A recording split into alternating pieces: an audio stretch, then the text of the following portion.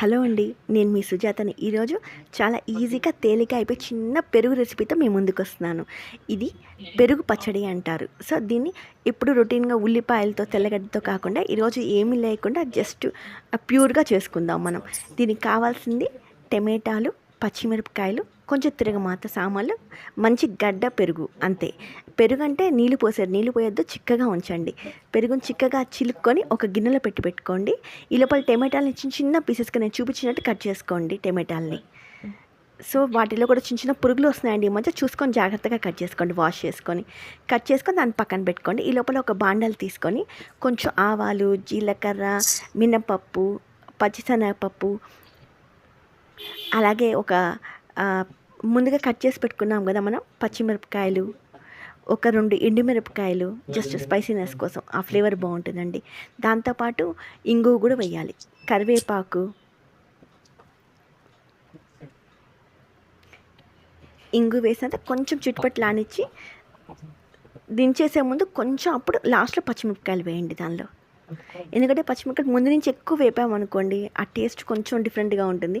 So లాస్ట్లో వేసంటే వేయకుండా బాగుంటుంది. సో దాన్ని ఒకసారి బైట్ చేసినా కూడా పెద్ద స్పైసీనెస్ అనిపించదు. మనం బానెట్లో వేయించడం వల్ల దానిలో కారం తగ్గిపోతుంది పచ్చిమిరపకాయలు. సో దాన్ని కూడా తినేసేయచ్చు మనం, పక్కన పడేయకుండా. దాన్ని ఒక కప్లో తీసి పెట్టుకొని అదే బాండల్లో సేమ్ కొంచెం నూనె, మళ్ళీ ఒక స్పూన్ ఆయిల్ వేసుకొని ఆ టమాటాలు మనం ఆల్రెడీ కట్ చేసుకున్నాం కదా, ఆ టమాటాలు దానిలో వేసి కొంచెం పసుపు వేసి లైట్గా ఉప్పు వేసి కొంచెం మగ్గనియండి. మగ్గిన తర్వాత బాగా ఇది నీరంతా పోయి కొంచెం మగ్గుతుంది కదా, ఆ మగ్గిన తర్వాత కొంచెం దాన్ని బాగా స్మాష్ చేయండి. సో స్మాష్ చేసేసి రెడీగా పెట్టుకోండి. అది వేడిగా ఉండకూడదు, చల్లారాలి ఆ టమాటా గుజ్జు అనేది.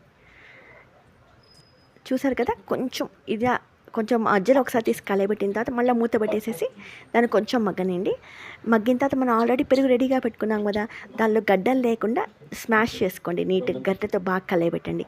ఈ స్మాష్ చేసిన టమాటాలని దానిలో వేసేసేయండి. అలాగే పక్కన మనం తిరగమాత కూడా కప్లో పెట్టుకున్నాం కదా, అది కూడా మిక్స్ చేసేసేయండి. అంతే, ఈజీగా ఉండే టమాటా పెరుగు పచ్చడి రెడీ. ఇది దీంతోనే కాదండి, మనం ముల్లంగితో చేసుకోవచ్చు.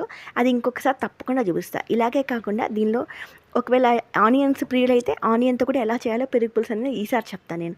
ఈజీగా ఉంటుందండి. నేను చేసేవన్నీ ప్యూర్లీ హోమ్ మేడ్. సో ఇంట్లో లాగే టేస్ట్ వస్తుంది, కానీ టేస్ట్ చాలా బాగుంటుంది, హెల్తీ కూడా. ఓకేనా?